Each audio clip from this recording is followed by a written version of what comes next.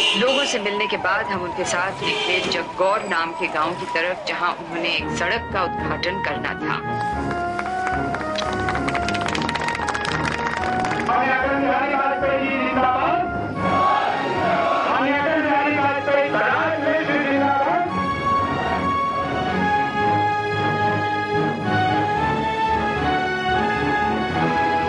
इस बात की बड़ी चर्चा है कि अगर भारत अन्य देशों की तुलना में तरक्की में पिछड़ गया तो उसका एक बड़ा कारण यह है कि हमने इंफ्रास्ट्रक्चर की उपेक्षा की थी। अंग्रेजी का शब्द है इंफ्रास्ट्रक्चर, जिसका मतलब है बुनियादी ढांचा। लखनऊ में पीने के पानी की समस्या है। गोमती के किनारे बसा हुआ शहर पीने के पानी के लिए तरसे। इससे बड़े दुर्भाग्य की बात और क्या हो सकती है, दुख की बात क्या हो सकती है। जगौर गांव लखनऊ से कुछ ही किलोमीटर दूर है, लेकिन ये इलाका भी पिछड़ा हुआ और गरीब है, क्योंकि जिस बुनियादी ढांचे, जिस इंफ्रास्ट्रक्चर की अटल जी बात कर रहे थे, वो 50 साल की आजादी के बाद भी बना नहीं। मैं जब लोकसभा में पहली बार चुना गया था तो उस समय अशोक होटल बन रहा था। लोकसभा में एक दिन बहस होने लगी तो नेहरू जी मौजूद थे उस बहस में। तो होटल सरकार बनाए कि न बनाए, घाटे में रहेगा कि या फायदे में रहेगा। मैं खड़ा हो गया, मैं नया मेंबर था। मैंने कहा सरकार का काम होटल बनाना नहीं है, हॉस्पिटल बनाना है। तो नेहरू जी बिगड़ गए, ये नए मेंबर आए हैं, ये बातें समझते तो है नहीं।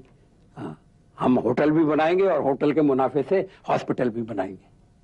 वो होटल अभी तक घाटे में चल रहा है और हॉस्पिटल बने नहीं। हॉस्पिटल तो खैर बन रहे हैं थोड़े बहुत। नहीं, आर्थिक नीतियां भी गलत रही हैं। रूस के प्रभाव में, कम्युनिज्म के दबाव में सब काम सरकार करे, माई बाप सरकार बन जाए, ये हमने जो नीति अपनाई, जो ये सोच हमारा था, ये गलत था। पीने का पानी नहीं, शिक्षा नहीं, स्वास्थ्य नहीं, सड़कें नहीं, और अब बिजली का बड़ा भारी संकट पैदा होने वाला है। कोई ध्यान नहीं दे रहा।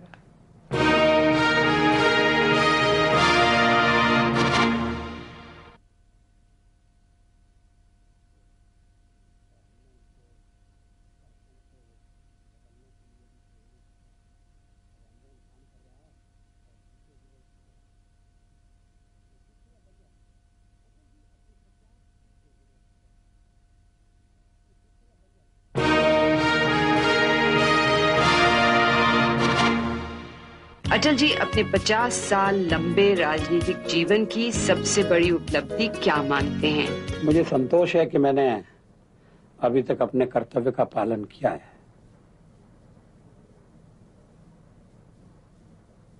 कोई ऐसा बर्ताव नहीं किया जिससे देश या समाज के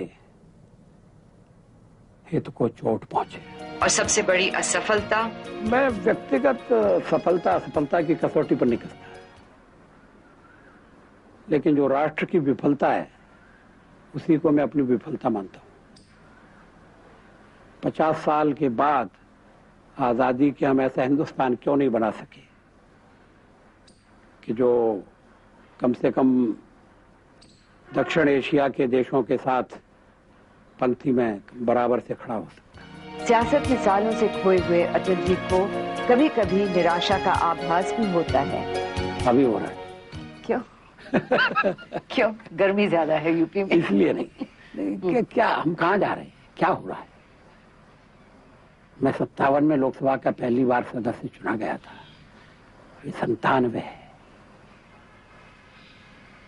कभी कभी सदन में बैठकर इच्छा होती है कि उठकर चला जाऊं, कभी कभी इच्छा होती है कि इस्तीफा दे दूं, लेकिन फिर वही सवाल पैदा होता है जाए तो कहाँ जाए, क्या करें। अटल बिहारी वाजपेयी अगर श्यामा प्रसाद मुखर्जी से प्रेरित होकर पॉलिटिक्स में नहीं आते तो वो क्या होते? मैं लिखता पढ़ता, उसमें कविता भी करता, शायद कहीं कॉलेज में पढ़ाता या पत्रकार हो जाता। ये घटना ऐसी हो गई जिसने मुझे राजनीति में आने के लिए प्रेरित किया। मैं दिल्ली में पत्रकार के नाते काम कर रहा था। उसी समय डॉक्टर श्यामा प्रसाद मुखर्जी जम्मू कश्मीर आंदोलन के सिलसिले में परमिट सिस्टम को तोड़कर श्रीनगर गए थे। पत्रकार के नाते मैं उनके साथ था। वो गिरफ्तार कर लिए गए, हम लोग वापस आ गए। डॉक्टर मुखर्जी ने मुझसे कहा कि वाजपेयी जाओ और दुनिया वालों को कह दो कि मैं कश्मीर में आ गया हूं बिना किसी परमिट के। थोड़े दिनों बाद कश्मीर में नजरबंदी की अवस्था में सरकारी अस्पताल में डॉक्टर मुखर्जी की मौत हो गई। मुझे लगा कि मुझे डॉक्टर मुखर्जी के काम को आगे बढ़ाना चाहिए। अटल जी ने अक्सर कहा है कि सियासत के रेगिस्तान में आकर उनकी कविता की धारा सूख गई है। करीब करीब सूख गई। कविता एकांत चाहती है, कविता वातावरण चाहती है, कविता एक तरह का माहौल चाहती है। लेकिन प्रतिदिन भाषण देने की जो मजबूरी है वो कविता को घुमड़ने नहीं देती है, और जब तक बादल घुमड़ता नहीं है तब तक बरसता नहीं है। तो फिर आप कब लिखते हैं कविताएं? नहीं,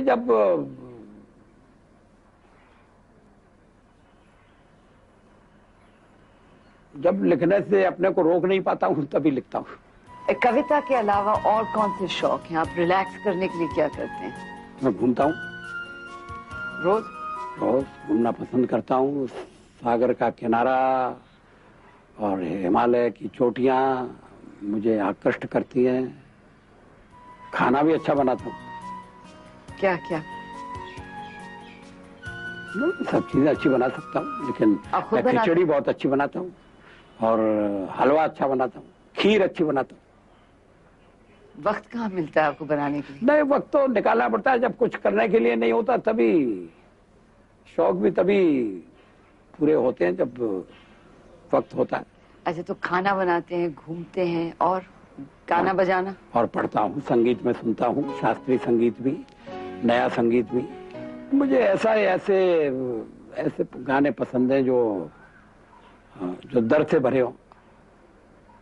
पुराने फिल्म के भी हैं। मीरा के गीतों में बड़ा दर्द है।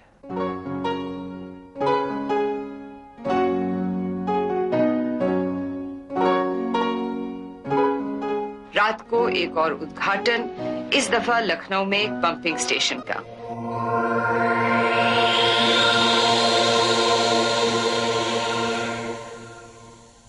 राजनीति में कई किस्म के लोग आते हैं, वकील, पत्रकार, अध्यापक और आजकल डकैत भी। लेकिन कवि अपनी लोकसभा में कम ही दिखते हैं, बल्कि अटल जी ही एक हमारे राजनेता हैं जो पॉलिटिक्स में इतने साल रहने के बाद अब भी कविता लिख पाते हैं। तो आखिर में आपको कवि अटल बिहारी से मिलाएं। कवि उदास है, लिखने की उसकी इच्छा नहीं है, फिर भी लिखता है। इस तरह से शुरू करता है, गीत नहीं गाता हूं,